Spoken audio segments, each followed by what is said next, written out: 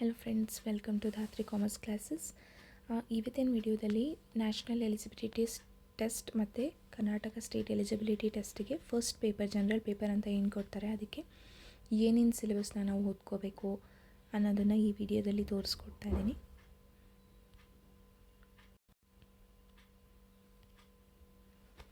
Nine units ಕೊಟ್ಟಿರ್ತಾರೆ, 9 units ತಗೊಂಡಿರ್ತಾರೆ. First unit teaching aptitude, research aptitude, comprehension, communication, mathematical reasoning and aptitude. ಅದರಲ್ಲಿ reasoning, series, number series, classification, codes, relationship, blood relationship, direction sense test, arrangement, mathematical aptitude, ಇಷ್ಟನ್ನು mathematical reasoning and ಆಪ್ಟಿಟ್ಯೂಡಲ್ಲಿ ಕೇಳಿರ್ತಾರೆ.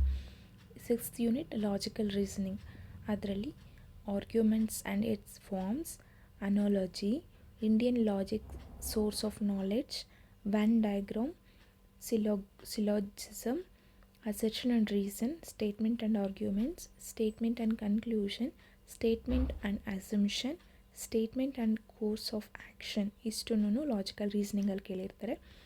7th unit data ಇಂಟರ್ಪ್ರಿಟೇಷನಲ್ಲಿ data, table chart, bar chart, histogram, line chart, pie chart, ಇಷ್ಟು ಚಾರ್ಟ್ಸ್ನ ನಿಮಗೆ ಕೇಳಿರ್ಬೋದು. Unit 8ಅಲ್ಲಿ information and communication technology ಅದ್ರ ಬಗ್ಗೆ ಕೇಳಿರ್ತಾರೆ. 9th unit people development and environment, ಇದ್ರ ಬಗ್ಗೆ ಕೇಳಿರ್ತಾರೆ. ಪರ್ಟಿಕ್ಯುಲರಾಗಿ ಒಂದೊಂದು ಯೂನಿಟಿಂದ ನಿಮಗೆ 5 ಕ್ವೆಶನ್ಸ್ನ ತಗೊಂಡಿರ್ತಾರೆ. ನಿಮಗೆ NET ಮತ್ತು KCET ಎರಡರಲ್ಲೂ 50 ಕ್ವೆಶನ್ಸ್ ಕೇಳಿರ್ತಾರೆ. ಒಂದು ಕ್ವೆಶನ್ಗೆ 2 ಮಾರ್ಕ್ಸ್ ಅಲಾಟ್ ಆಗಿರುತ್ತೆ. ನೆಗೆಟಿವ್ ಮಾರ್ಕಿಂಗ್ ಇರಲ್ಲ. ಸೊ ನೀವು ಒಂದೊಂದು ಚಾಪ್ಟರ್ ಅಥವಾ ಒಂದೊಂದು ಯೂನಿಟ್ನೂ ಇನ್ ಡೀಟೈಲಾಗಿ ಸ್ಟಡಿ ಮಾಡಿದ್ರೆ ಈಸಿಯಾಗಿ ಸ್ಕೋರ್ ಮಾಡ್ಬೋದು.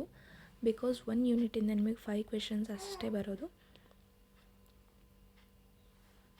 ಸೊ ಇದಿಷ್ಟು first paper general ಪೇಪರಿಗೆ ಬರೋವಂಥ syllabus.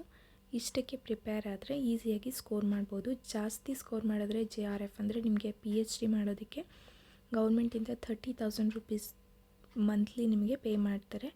5 years ನೀವು PhD ಮಾಡ್ಕೋಬೋದು. ಇನ್ ಕೇಸ್ ಅದಾಗಿಲ್ಲ ಅಂದರೆ ಅಸಿಸ್ಟೆಂಟ್ ಪ್ರೊಫೆಸರ್ ಆಗಲಿಕ್ಕೆ ಡಿಗ್ರಿ ಕಾಲೇಜ್ಗೆ ಅಸಿಸ್ಟೆಂಟ್ ಪ್ರೊಫೆಸರ್ಶಿಪ್ ಆಗಿ ನೀವೇನಾದರೂ ಗೆಸ್ಟ್ ಫ್ಯಾಕಲ್ಟಿ ಆಗಿ ಹೋದರೂ ಕೂಡ 28,000ನ ನಿಮಗೆ ಪೇ ಮಾಡ್ತಾರೆ.